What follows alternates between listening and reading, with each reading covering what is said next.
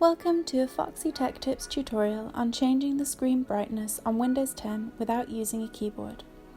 If you find this video helpful, please consider liking the video and subscribing to my channel. Let's begin.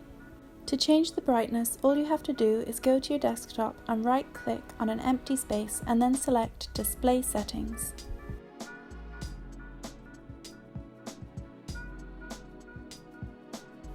Right here in the display settings there is a toggle for screen brightness that you can adjust either way. Sliding it to the left will make the screen darker, while sliding it to the right will make it brighter.